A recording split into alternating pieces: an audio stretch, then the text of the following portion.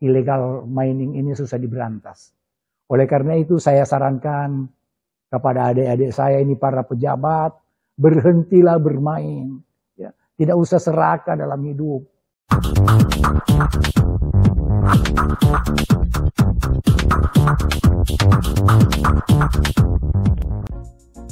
Haji Muhammad Rusdi Taher SHMH, mantan anggota DPR RI mewakili Sulawesi Tenggara, memberikan apresiasi kepada Kajati Sulawesi Tenggara, Dr. Patris Yusrian SHMH, yang telah melakukan langkah berani dan tegas, memberantas mafia tambang, khususnya tambang nikel di wilayah hukumnya. Menurut Rusdi Taher yang juga mantan Kajati DKI Jakarta ini, keberanian Kajati Sulawesi Tenggara tersebut, telah mengangkat citra, harkat dan martabat Kejaksaan RI. Rusdi Taher yang juga Ketua Dewan Penasehat Kongres Advokat Indonesia, menegaskan, sudah saatnya pemerintah daerah dan pusat, menertibkan kegiatan tambang ilegal, dan mengambil tindakan tegas secara hukum terhadap semua perusahaan tambang yang diduga melakukan praktek ilegal, seperti penggunaan dokumen terbang alias dokter, maupun praktek suap dengan istilah dana koordinasi, alias dakor. Rusdi Taher berharap, perusahaan tambang yang terbukti melakukan kejahatan, sebaiknya bukan hanya pengurusnya saja yang dijadikan tersangka, tetapi perlu menetapkan bahwa perusahaan tersebut dapat dijadikan tersangka karena melakukan kejahatan korporasi.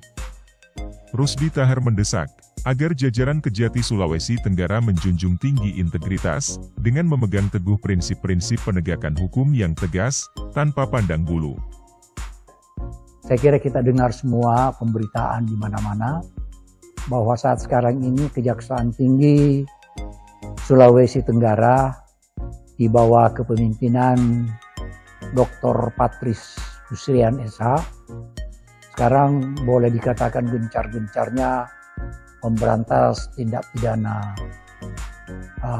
korupsi dalam bentuk kejahatan di bidang pertambangan. Jadi dijadikan sebagai tindak. Saya kira langkah-langkah ini termasuk langkah-langkah yang berani, dan oleh karena itu saya selaku mantan anggota DPR RI yang pernah mewakili Sultra selama 10 tahun, ya, memberikan apresiasi kepada jajaran Kejaksaan Tinggi atas perannya di dalam melakukan penegakan hukum, terutama dalam memberantas mafia tambang. Nah, ini sebenarnya harus diikuti oleh para jaksa-jaksa tinggi yang lain, ya, terutama di daerah-daerah di mana ada tambang. Ya. Tapi saya pernah dengar bahwa sekarang juga Kalimantan sekarang mulai. Ya. Tetapi menurut saya bukan hanya itu, ya, bukan hanya itu. Sekarang bagaimana cara efektif untuk memberantas mafia tambang, baik di Sulawesi Tenggara maupun di daerah lain. Saya menyarankan, ya, saya juga ini mantan Kajati, saya 3 kali jaksa tinggi. Saya menyarankan kepada jajaran kejaksaan agar tindak pidana korupsi di bidang pertambangan, kalau memang betul-betul ingin memberantas illegal mining di negara kita, maka menurut saya pertama siapapun yang terlibat di dalam mafia tambang ini harus ditindak tanpa perlu pandang bulu. Itu satu. Yang kedua, bahwa karena kejahatan pertambangan, ya, kita lihat mengacu kepada jurisprudensi Mahkamah Agung yang di dalam kasus CVO, ya, yang mengatakan bahwa keuntungan karena keuntungan ilegal itu yang menikmati adalah perusahaan. Oleh karena itu menurut saya jangan hanya pengurus perusahaannya saja yang dijadikan tersangka, ya, seperti direksi atau komisaris. Akan tetapi yang perlu dijadikan tersangka juga adalah jadikan perusahaan mereka itu sebagai kejahatan korporasi. Ya, karena dengan demikian kejahatan korporasi, maka perusahaannya juga yang harus jadi tersangka. Jadi kapok dia, ya. Kemudian yang ketiga, bagi para perusahaan yang terbukti melakukan tindak pidana di bidang pertambangan, kalau perlu cabut semua iup-nya itu, tidak peduli siapa yang punya. Ya kita tahu semua siapa sih yang di belakang mereka itu ya. Apalagi saya ini mantan anggota DPR, saya tahu semua. Saya banyak tahu lah tentang Sulawesi Tenggara itu. Siapa yang punya tambang ini, siapa punya tambang itu, siapa backing dan sebagainya. Oleh karena itu saya minta Kejaksaan Tinggi tidak usah takut siapa yang membackingi, ya, hajar aja semua. Saya ini menyuarakan keadilan, menyuarakan kebenaran, ya. Dan saya sebagai mantan anggota DPR RI yang pernah mewakili Sumatera, ya, merasa gamang gitu ya. Kok bisa daerah kita, daerah yang begitu makmur bisa seperti ini, ya. Oleh karena itu menurut saya justru para anggota-anggota DPR itu harus bersuara yang keras. Tetapi disinyalir bahwa mereka tidak melakukan itu karena diduga, ya, karena diduga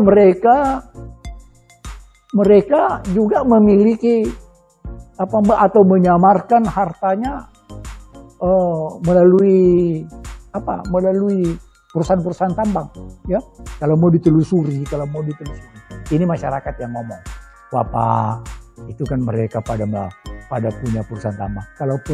Kalaupun toh bukan atas nama dia, itu atas nama keluarganya atau atas nama orang lain yang mengatasnamakan itu. Saya tidak punya beban moral untuk mengatakan itu. Kenapa? Karena saya ini walaupun mantan anggota DPR RI, saya tidak pernah minta iup, ya. Tidak ada, ya.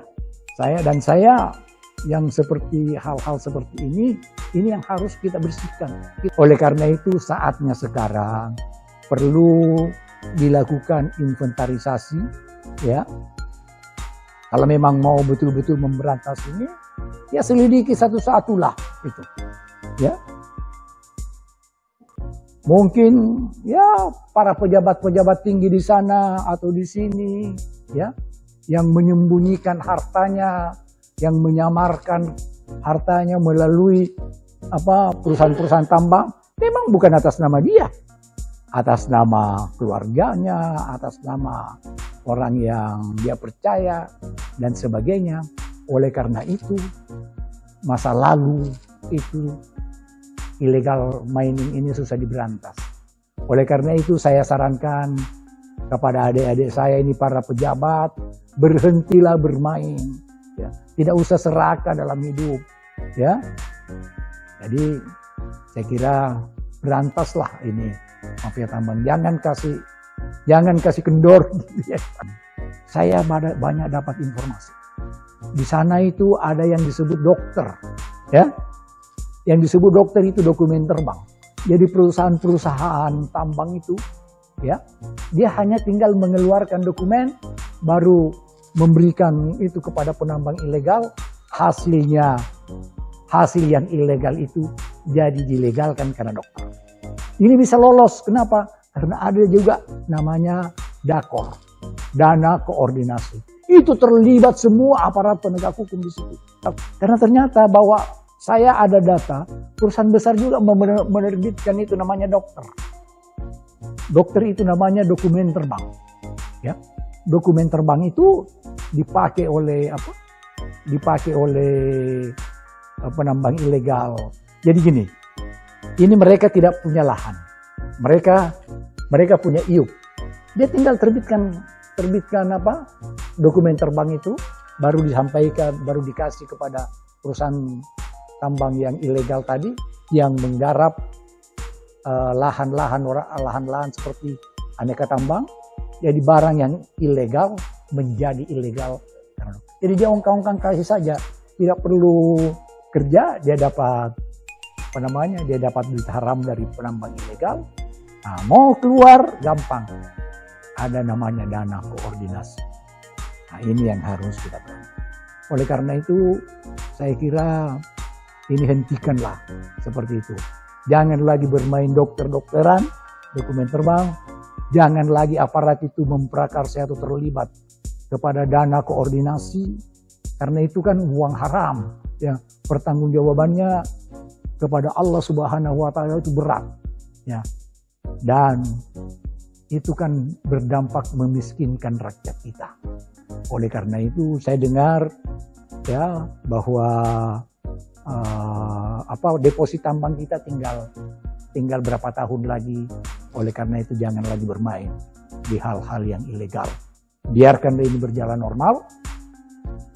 Ya, jangan berhenti menyuarakan kebenaran. Kenapa mereka susah diberantas? Karena backingnya juga kuat. Ya, oleh karena itu perlu political will dari presiden, political will dari pemerintah untuk benar-benar akan memberantas mafia tambang. Tanpa political will, tanpa political commitment, maka percuma kita bicara mengenai pemberantasan mafia tambang di Indonesia. Tapi saya optimis bahwa di bawah kepemimpinan Pak Burhanuddin yang sekarang ini jadi Jaksa Agung, itu akan merembes ke bawah sehingga para anak buahnya juga berani. Nah, ini satu iklim baik di Republik kita sekarang ini. Mudah-mudahan ke depan jajaran kejaksaan di seluruh Indonesia betul-betul menunjukkan dirinya sebagai penegak hukum yang dipercaya oleh rakyat. Kejaksaan ini sekarang ini mungkin satu-satunya institusi yang bisa dipercaya untuk memberantas khusus mafia tambang. Ya. Karena saya dengar yang lain-lain Joko tidak bergerak gitu ya. Padahal di depan matanya dia tahu. Kenapa? Jangan-jangan karena dia juga yang jadi backing gitu ya. Tapi sudahlah. Tidak usah kita persoalkan itu. Yang penting ke depan, mari kita perbaiki bangsa ini, ya. Baik yang besar, tidak usah tak pandang bulu. Baik perusahaan yang besar maupun yang kecil, ya kalau memang bersalah, ya lakukan tindakan, jadikan dia kejahatan korporasi, perusahaannya jadi tersangka, cabut iupnya, ya, usut semua hasil daripada illegal miningnya itu, ya. Kejar semua orangnya, dan yang lebih penting juga kejar juga siapa yang menjadi backing daripada perusahaan-perusahaan tambang itu. Jadi saya juga minta agar langkah-langkah kejaksaan, langkah-langkah penegak hukum di dalam memberantas mafia tambang perlu didukung oleh kita semua, perlu didukung oleh seluruh rakyat, ya. Karena tanpa dukungan dari rakyat, tanpa dukungan dari semua pejabat dan sebagainya, ya, karena nanti yang satu suruh berantas, yang satu membacking. Jadi saya kira apa yang dilakukan oleh Kajati Sultra itu perlu diapresiasi. Ini kader yang baik, saya kenal baik ini anak, ya. Dia masih muda, mungkin jaksa tinggi paling muda, seluruhnya baru umur 50-an, ya. Mudah-mudahan karirnya nanti baik, dan yang jelas bahwa dia memiliki integritas yang cukup, ya. Karena profesionalisme itu penting bagi kejaksaan di dalam menegakkan hukum, agar langkah-langkahnya semua bertindak secara profesional. Tetapi jauh lebih penting daripada itu adalah integritas. Kalau seorang penegak hukum yang memiliki integritas yang tinggi, maka kita harapkan negara ini akan baik.